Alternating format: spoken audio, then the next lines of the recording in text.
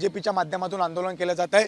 असंच आंदोलन दादरच्या चैत्यभूमी परिसरात सुद्धा करण्यात आलं। शांततेपूर्व आंदोलन केलं जाईल असा इशारा दिला होता, मात्र पोलिसांकडून यावेळी धरपकड केली गेली आणि या संदर्भात काही विद्यार्थी हे आता थेट मनसेच्या नेते संदीप देशपांडे यांच्या कार्यालयाबाहेर येऊन पोहोचले आहेत। आपण पाहू शकता की कशा या ठिकाणी विद्यार्थ्यांची गर्दी आपल्याला या ठिकाणी पाहायला मिळते। स्वतः संदीप देशपांडे सुद्धा आहेत आपल्यासोबत। सर, कसं बघताय? शांततेपूर्व आंदोलन केलं जाणार होतं, मात्र विद्यार्थ्यांना धरपकड केली जाते। नाही, मुळात मला हे अतिशय स्पष्टपणे सांगायचं आहे, ही मुलं कोण आहेत? ही आपली मुलं आहेत ना, मग यांच्याशी तुम्ही बोलणार का? यांची धरपकड करून यांना जेलमध्ये टाकणार?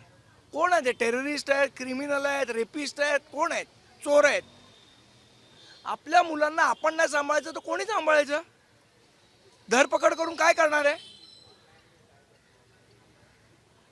म्हणजे ते त्या मला असं वाटतं ते ब्रिटिश सरकार तरी गांधीजींशी बोलायचं ना। तुम्ही साधी चर्चा या मुलांबरोबर करू शकत नाही, त्यांचं दुःख जाणून घेऊ शकत नाही, त्यांचं म्हणणं काय त्याचं ऐकून घ्या। सरकारने ते तरी ऐकून घ्यावं त्यांचं। शांततेपूर्व आंदोलन करण्याचा इशारा होता। सर्व विद्यार्थी त्या ठिकाणी फळं घेऊन शांततेपूर्व उभे होती, मात्र पोलिसांकडनं एखाद्या व्यक्तीचे घोषणाबाजी देत होते, त्यांना थेट कारवाई केली। यामध्ये प्रामुख्याने महिलांना सुद्धा उचलून गाडीमध्ये टाकण्यात आलं। नाही, मला असं वाटतं ज्या पद्धतीने पोलीस वागतायत, म्हणजे तो हिटलर बरा म्हणण्याची वेळ आलेली आहे। या पद्धतीने हे सरकार वागतंय, हे काही योग्य नाही आहे। परवानगी नसल्यामुळे अशी कारवाई केली जाते असं पोलिसांचं म्हणणं आहे। मात्र काल सुद्धा ज्यावेळी आंदोलन झालं, जेव्हा उद्रेक होतो तेव्हा परवानगी मागत लोक बसणार का राग व्यक्त करणार? मला असं वाटतं त्यांच्या मनात काय आहे, त्यांचा राग काय आहे, या गोष्टी सरकारने न समजून घेणार तो कोण समजून घेणार? काल सुद्धा आंदोलन झालं, त्यावेळी अशी पद्धतीची कोणतीही कारवाई नाही झाली, मात्र आज जेव्हा सर्वसामान्य नागरिक हा रस्त्यावर येतो तेव्हा अशा पद्धतीची कारवाई। दिल्लीमध्ये झालेल्या आंदोलनामुळे सरकार घाबरलेलं आहे आणि त्याचीच परिणिती ही या मुलांवर होणाऱ्या अत्याचारांमध्ये दिसते। तुमची काय भूमिका राहणार आहे? कारण अमित ठाकरेंनी सुद्धा त्या ठिकाणी भेट घेतलेली आहे, मात्र तरी सुद्धा अशा पद्धतीची आपण पाहतो की पोलिसांकडनं थेट विद्यार्थ्यांवरती कारवाई केली जाते। आम्ही या सर्व विद्यार्थ्यांच्या पाठी ठामपणे उभे आहोत। नक्कीच सर, आपण पाहतोय की आम्ही या सर्वच विद्यार्थ्यांच्या मागे ठामपणे उभे आहोत असा विश्वास संदीप देशपांडे व्यक्त करत आहेत। आपण काही विद्यार्थ्यांशी सुद्धा बोलणार आहोत। काही काय सांगशील? संविधानाचं पुस्तक आपण हातात घेऊन आलं, एक शांततेपूर्व आंदोलन करणार होता।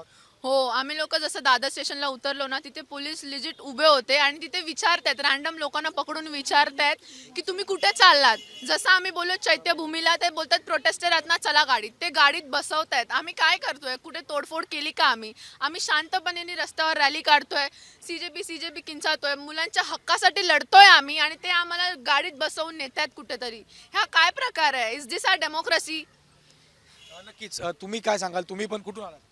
मी एक शिक्षक या नात्याने या विद्यार्थ्यांसोबत उभा आहे आणि माझं एवढंच बोलणं आहे सरकारला की शिक्षक ज्या प्रमाणे श्रम करतात, मेहनत करतात, त्याचप्रमाणे विद्यार्थी दिवस रात्र एकत्र बसून एकत्र येऊन अभ्यास करतात, त्यांच्या परिस्थितीला पुढे जाऊन दिलं अभ्यास करतात। तर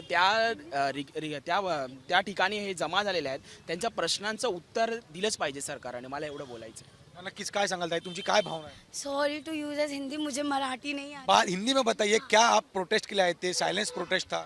हमने कुछ नहीं किया, हम बहुत शांति से आए थे। हमें ऐसा था कि धर्मेंद्र प्रधान जी इस्तीफा दे, जैसे आपको पता है ऑल ओवर इंडिया में 22 स्टूडेंट्स ने सुसाइड कर लिया, ठीक है। हम नहीं चाहते कि उसके आगे भी बच्चे, अगर आपसे वो कुर्सी संभाली नहीं जा रही है तो उसे इस्तीफा देके हटा दीजिए। वहाँ पर सोनम वांगचुक जी 16-18 दिन से हंगर स्ट्राइक पे थे, उनको एक बार देखा भी नहीं क्या? उनको वाइट चादर में, जैसे ना डेमोक्रेसी को कैसे मार दिया जाती, सफ़ेद चादर में कफन में उन्हें बांध के लेके चले गए, ठीक है। जैसे कुछ हमें ना टिश्यू से ज़्यादा इन लोग ने गंदा समझ के रखा। एटलीस्ट टिश्यू काम आते, इन्होंने हमें वो भी नहीं समझा, इन्होंने हमने उससे भी गंदा समझ के रखा। ये हमें बस सबसे बड़ी चीज़, जो धर्मेंद्र प्रधान जी, उनके बच्चे कहाँ पढ़ रहे हैं? वो इंडिया में पढ़ रहे हैं? नहीं पढ़ रहे। क्यों नहीं पढ़ रहे? क्या आपको इंडियन एजुकेशन सिस्टम पे भरोसा नहीं? आपको खुद के ऊपर भरोसा नहीं है? आपको पता है कि आपसे नहीं होगा। हम चाहते, हम देखो, मैं कोई बीजेपी के खिलाफ नहीं, मैं किसी कांग्रेस के साथ नहीं, मैं किसी सीजेपी के साथ नहीं, मैं यहाँ पर मेरे स्टूडेंट्स, मेरे भाई बहनों के लिए आई हूँ। ये हम बोलते हैं ना, हम भाई बहन है, एज अ मुस्लिम हम बोलते हैं कि हर एक जन एक दूसरे से मिला हुआ रहता है, एक दूसरे से भाई बहन है, तो ये हम सब भाई बहन है। एक अगर ब्लीड होगा ना तो हम सबको तकलीफ होगी। वो 22 स्टूडेंट्स कहीं ना कहीं हम में से कोई एक ना बन जाए आगे इन फ्यूचर। सो यही वजह से हम यहाँ पर आए थे, और हमें क्रिमिनल से ज़्यादा गंदे तरीके से ट्रीट किया गया। हमें पागलों जैसा वहाँ से भगा के लंगे पे वहाँ पर भगा है, इधर से उधर हम लोग को बस भगा रहे थे और फ्रीली मार रहे थे सबको।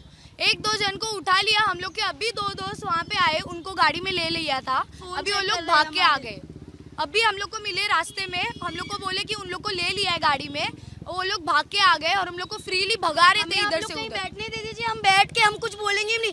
आप चाहिए हमारे मुंह पे पट्टी बांध दीजिए, हमारे बोलने से तकलीफ है ना, ये गवर्नमेंट को, ये लोग को हमारे बोलने से तकलीफ है, हमारे मुंह पे टेप बांध दीजिए, हम फिर भी बैठेंगे। आता नक्कीच आपण पाहू शकतो की एक विद्यार्थी या ठिकाणी त्यांची भावना व्यक्त करत आहेत. शांततेपूर्व आंदोलन करायचं आहे, मात्र सरकारकडनं करू देत नाही अशी सुद्धा खंत व्यक्त केली जाते आहे.